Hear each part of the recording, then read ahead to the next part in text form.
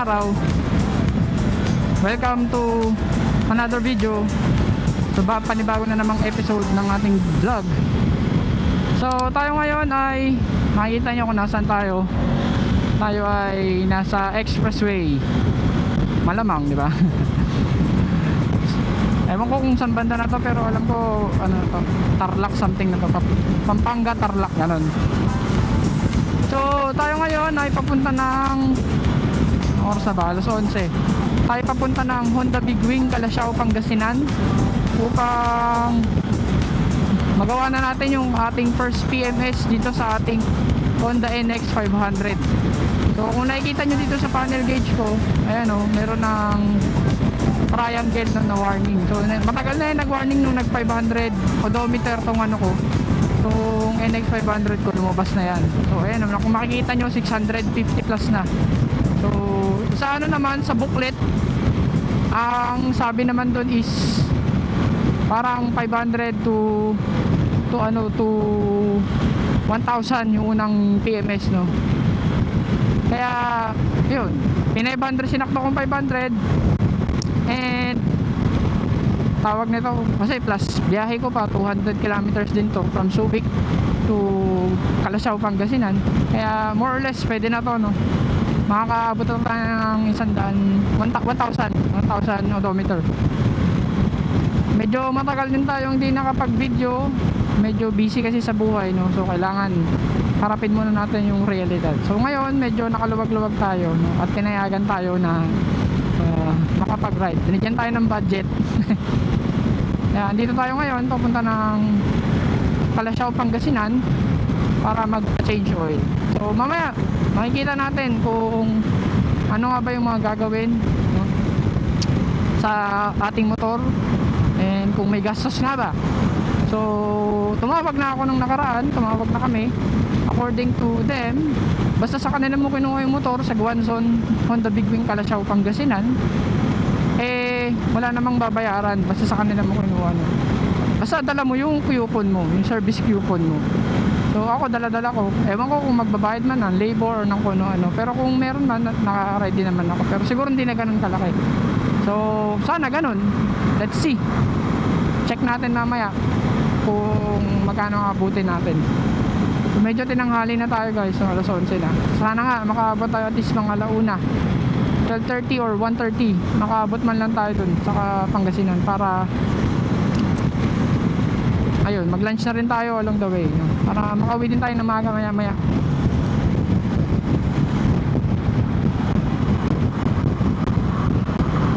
Sarap nga pala mag-ride ngayon. Ngayon ay weekday, no? Dami ring nagra-ride. Pero yung iba pakasalubong ko, papunta nang sa amin. Bagay kasi maaraw, so siguro sinusulit nila yung araw na meron. Kasi baka dumating na naman ang tag-ulan, ang bagyo.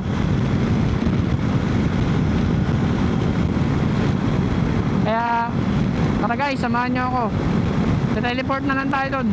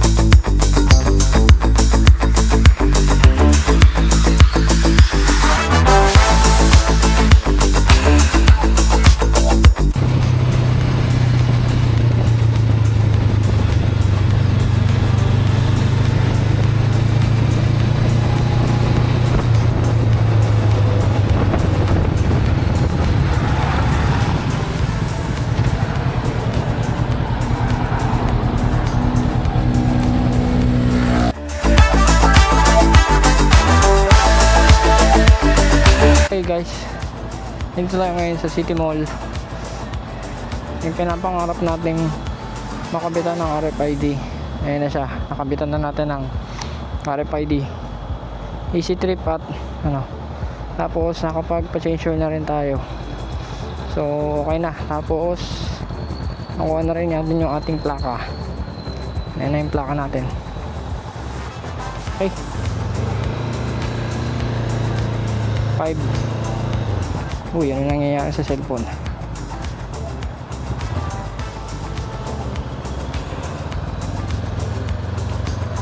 Nanibago yung clutch ah. Siguro dahil sa ano to, na-adjust. Sa langis, ganun ba yun? Anyway, so time check, it's 5. Bumiyahe tayo kanina ng around 9, 10. So tayo ngayon pauwi na. Hindi na ako masyadong nakapag-video doon kasi sobrang init, no? Mainit ng panahon. Hindi ako nakapag-video doon sa Honda Big Wing. Pero okay doon, okay ang customer service nila doon. Goods ang customer service ng Honda Big Wing, Calasiao, Pangasinan. So kuha kayo ng big bike or small bike. Ang pinaka small bike lang nila doon ay yung ADB 350. So alam ko, sabi nila, nakausap ko eh, tinanong ko bakit daw yung ADB 350, bakit sa Honda Big Wing meron, no? Yung ibang shop walang stock. So hindi daw siya nire-release sa ano, sa mga, or walang unit sa ibang mga motorcycle shop na pang low cc, no? So sa kanila meron 350, kaya kung gusto nyo kumuha, kuha kayo doon sa kanila. Meron silang available unit, may kulay pula at may kulay black. So yun yung kanilang unit, no? So yun, successful tayo ngayong araw. Nakapag change oil at nakabili tayong pasalubong, tubig tsaka yung puto Calasiao. Tapos nakapagpakabit tayo ng RFID. So okay naman yung araw natin. So pauwi na tayo, alas 5 na.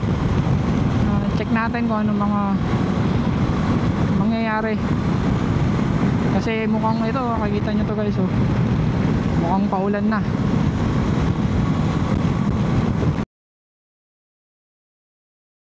So siguro dito magandang pag-usapan kung kamusta ang NX500 sa long ride. So kaninang umaga, long ride, balikan na. Kaninang umaga umalis tayo ng alas 9, alas 10, bandang ganon. Pumunta tayo ng Dagupan, Calasiao. So tatlo bang stops ko? Hindi, dalawang stop lang. From ang stop nating una is yung PTT dito sa may STX, tsaka sa may Petron TPLEX, dalawang stop. Tapos diretso Calasiao, Pangasinan na. Tapos pauwi, dalawang stop din, Petron tsaka siyang City Mall dito sa may Pampanga na to, banda no, sa STX City Mall. Nagpakabit tayo ng RFID.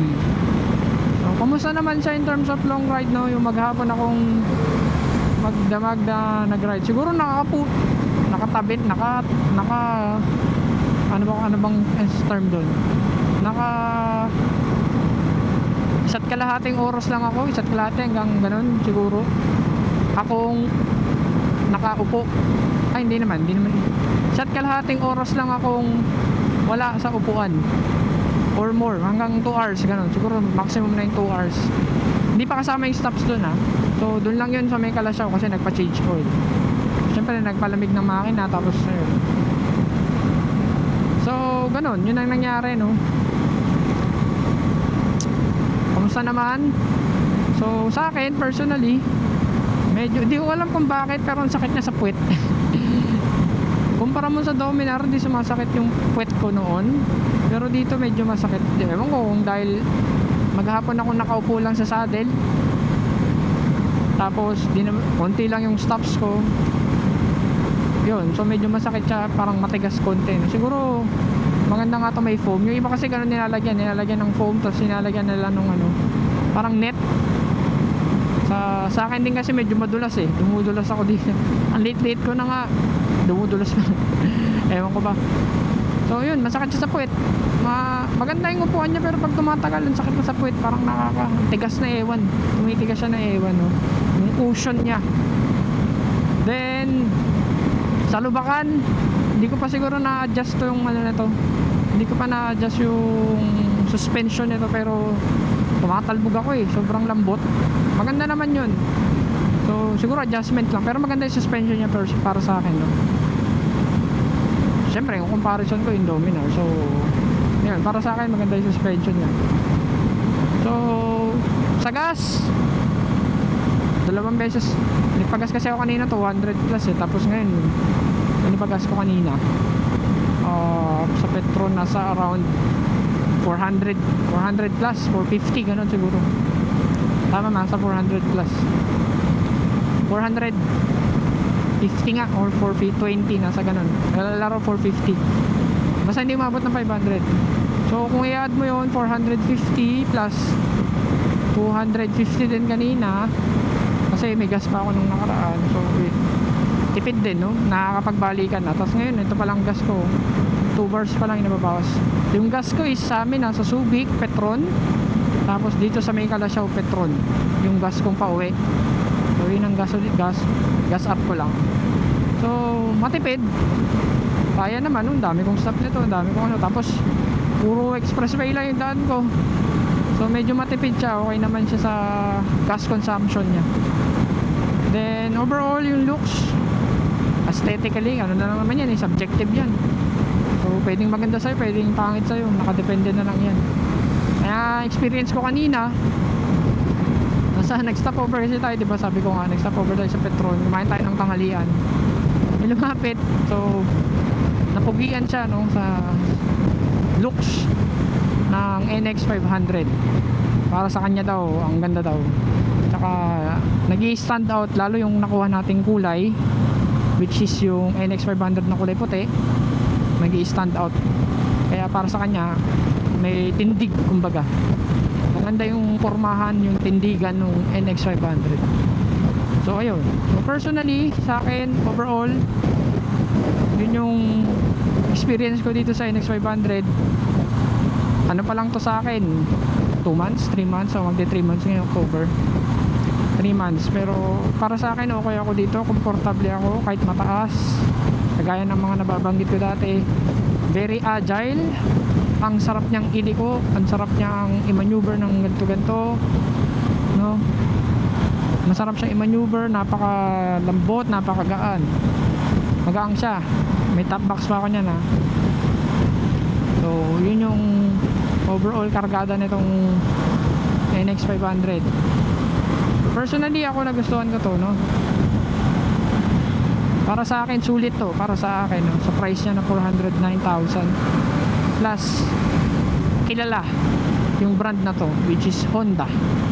Alam naman natin ang Honda, and at the same time yung resale value niya. So kunyari napagsawaan na natin, di ba, pagbibenta mo medyo mataas-taas pa din, especially kung low odo lang naman. So 3 months na sa akin to, pero 1,000 odo pa lang din, no? Nagdalang ko kasi gamitin. Tsaka usually kapag ganito mga big bike, sa akin personally, pinangaano ko talaga to, long ride talaga ang purpose namin dito, no? Kaya ito rin yung napili namin for long ride. So kung tatanungin, okay ba siya for long ride? Of course. In terms of sa akin na yung sitting position, very upright. Kaya hindi ako masyadong pagod, hindi ako masyadong alay. Siguro maganda ka dito kung may cruise control pa to, di ba? So yun lang yung sumakit sa akin, yung puwetan ko, tsaka yung right hand ko, no? Kasi sa throttle, no? So hindi ko kasi nakabit yung ano ko, yung sikretong ano cruise control na nilalagay dito. Kaya ganon yung ano, secret cruise control, mano-manong cruise control, hindi ko naikabit. Pero again, kung tatanungin kung okay pa siya for long ride, yes, goods for long ride sa akin. Goods na goods to. Hindi masumakit yung balakang ko, hindi sumakit yung likuran ko, masakit lang talaga yung puwet ko. So anong solusyon ko doon? Tatabi lang tayo, tatayo, yun lang. Tapos okay na, tapos sakay ulit, ganun lang. Ako, naging solve ako doon, no,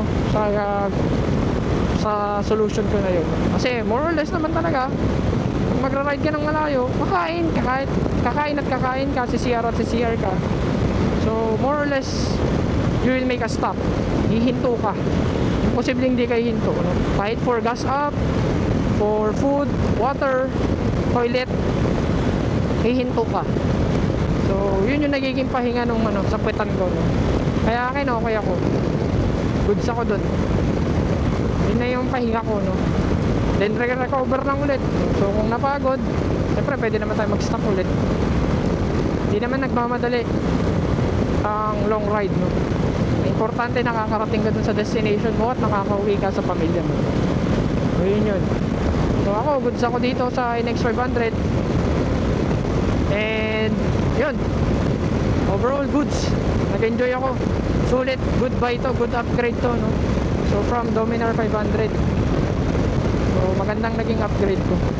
So kung tatanungin din, ano pa yung mga na-upgrade ko dito?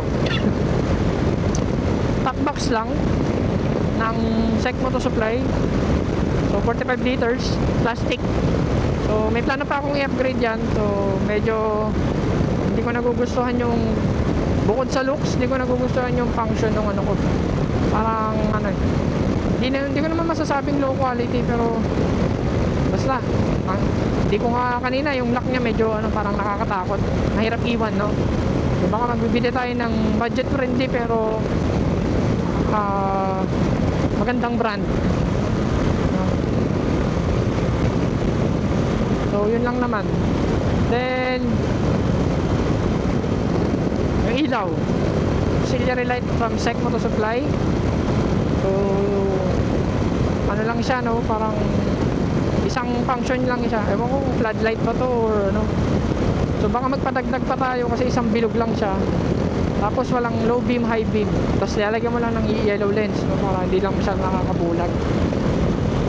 Kaya yun lang yung ilaw ko dito. So plano ko pang mag-upgrade kahit isang maliit lang na mini driving light, auxiliary light, no, para lang may additional na ilaw. So ito naman kasing ilaw na to, parang nakakasilaw kasi so sobrang lakas, no? Walang mode, walang patayan ng walang hinaan, walang low beam, high beam. So ayun, basta binuksan mo ilaw na siya, yun lang yun. So ayun, baka magdagdag tayo na isa pang ilaw. So ako nagtitingin ako kung Senlo or kung hindi, i-dispose natin tong SEC Moto Supply na ilaw, then kapal tayo ng Gold Runway para kahit isang ilaw lang, kasi maganda yung nadidim, nalalakasan mo, nahinaan mo, may function ng high beam, low beam. So yun yung hanap ko, para hindi masyadong bulag or hindi masyadong nakakasagabal sa kalsada. Kahit pricey siya pero good buy, no? Good yung item, maganda at quality yung item. So yun yung upgrade pa lang na meron ako. And yun lang naman. Ewan ko kung yung bracket ko nga pala guys, from Jaycom Brackets. Jaycom. So yun, siguro next upgrade ko yung side stand enlarger. Meron na ako, hindi lang nakakabit pa. Tapos yung nakabili na rin ako dito nung protection, screen protector, parang ganun sa cellphone. Screen protector dito sa aking TFT display para hindi masyadong nagagasgasan pag pinupunas-punasan. And next upgrade pa is yung skid plate, no? Hopefully yung skid plate, since hindi natin alam kasi makina na yung nasa ilalim na ito kagad, para at least maproteksyonan man lang, no? Skid plate, lalo sa amin yung dinadaanan ko medyo mabato, hindi Hindi natin alam, mas magastos kasi yun kapag natamaan ng bato, nabutas ng bato yung ano natin, makina. So yun lang, yun ang mga planong upgrade. The rest okay naman. Yun pa pala, yung crash guard, ayun, upgrade. And next plan din dun, kasama dun, dahil may crash guard tayo, crash guard side bag. Saka yun pa nga pala, nakalimutan ko sabihin, yung side panniers. So depende na lang din kung anong magandang side panniers. Kung may budget, maganda sana kunin yung Lubu side panniers, yung ano, yung pag bumagsak ka may inflatable, no. Kahit yung ano, crash guard bag, gusto ko yung Lubu kasi medyo pricey talaga para sa budget friendly, di ba? Pero yun, depende na lang yun. Maganda, bakit gusto ko ng Lubu? Para dahil maliit ako, alam ko sa sarili ko na baka matumba ko tong motor na to. So hindi ko inaalis yung posibilidad na yun sa akin, no? Kaya yun yung ano ko, yung gusto kong mangyari dito. At least protected kahit pa paano yung kaha, mga fairings, para iwas gastos din.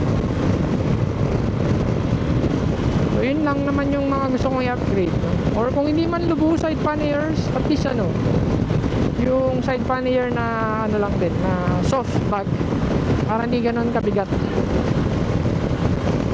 para maganda pa rin yung handling. Kasi ayoko kasi nung hard plastic lang din o plastic lang din na side panniers, parang ang bulky tignan, tapos ang ano, bulky naman talaga kapag may side panniers, pero at least medyo magaan, no? Lalo kung maglalagay ka ng gamit. Then maganda rin naman yung mga ganun, mga bag na soft bag, soft compound na bag. So yun yung mga next and future upgrade natin. Hopefully magawa natin sa NX 500 at mapakita ko sa inyo. So thank you sa pagsama. Very successful yung araw natin ngayon dahil nakapagpa-change oil tayo. Nakagawa rin tayo video, no? So ito, upload ko to. Nakapagpa-change oil, nakuha ko yung plaka ko. May plaka na yung motor natin, big bike. Nakuha na rin natin yung nakapagpakabit din tayo ng RFID.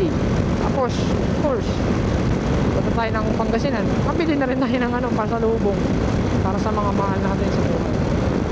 Tupig, tsaka puto ko na siya, diba? Successful. Naka ba? Nag-enjoy tayo sa araw na to, no? Naging successful. Hindi na sayang yung araw natin. So yun lang, guys. Pauwi na tayo, no? Gabi na rin naman. Hanggang dito na lang siguro. Thank you sa pagsama. So thank you sa panonood, no? So kung interested ka sa mga ginagawa ko, or sa interested ka sa mga kalokohan ko, ina-upload ko, at gusto mo pang manood dito sa channel ko sa YouTube, so hit the like, subscribe button. Like nyo na rin yung video, mag-comment kayo kung gusto nyo, kung may question kayo regarding sa NX, sa mga bagay-bagay, no? I'll try to respond. So yun lang. This is project. Lumalakas ang ulan. So yun lang naman, guys. Malakas na yung ulan. See you till our next vlog. Babush.